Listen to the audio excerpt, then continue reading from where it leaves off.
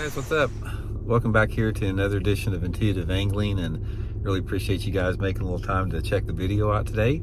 And we are going to be talking about fishing bluffs in November, which are some of my favorite structures to fish. I put them in the top 5 as far as the best structures to fish on man-made lakes. So I'm going to give you guys some tips and advice on how to catch fish on them, and I'm also going to tell you about 2 or 3 different of my favorite lures to throw.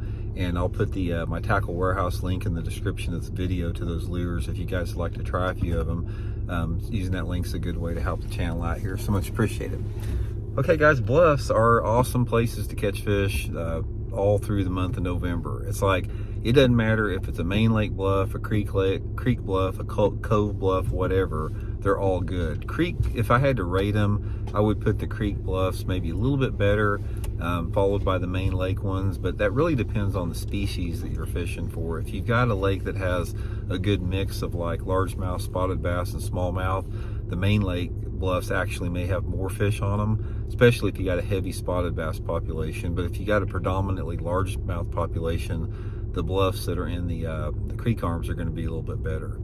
Now, there's 2 factors that you have to consider before approaching and how you want to fish with your lure selections, and that is the water visibility on the bluff that you're fishing, and the angle of the bank and how quick the bank drops off of the bluff. Because some bluffs, they look like bluffs, or they're visual rock on them, but the channel may be not close and it may be pretty shallow off of there. But some bluffs are like vertical right off them, so a lot of it just depends on how they're set up. But regardless, they all can have fish on them. I prefer ones that have, you know, deeper water next to it, and also I prefer bluffs that have a lot of broken rock on it. Maybe some of the steep vertical stuff mixed in with like cracked rock, broken rock, you know, rock slides, little rock slides along there, rock transitions. Those can be really good with that.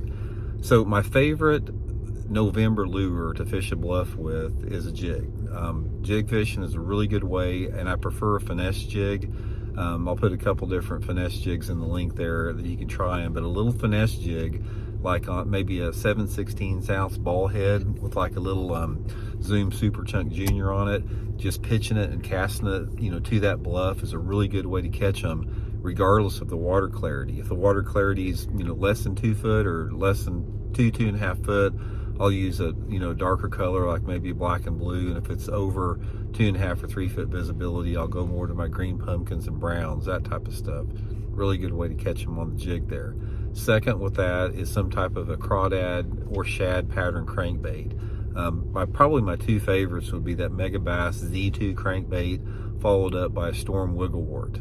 I'd use the Z2 crankbait in some type of a shad pattern, the Wigglewort obviously in a crawfish pattern, and I would just parallel those rocks. It doesn't matter, you know, if the water's dirty a little bit, like it's less than 3 foot of visibility, I'd use the Z2, and if it's cleaner than that, I'd go with the Wigglewort, making parallel casts, trying to target that 3 to 5 foot zone with that bluff.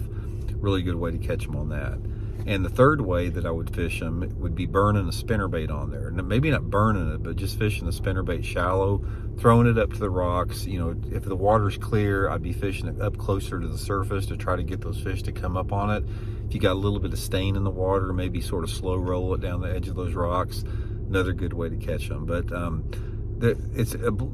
of the big reasons bluffs are so good is they offer a lot of different cover, and they offer transitional areas for the fish to move. Because when you're fishing a bluff, there's fish always moving up and down that bluff. Some of the fish are just, you know, transitioning, working their way down the lake.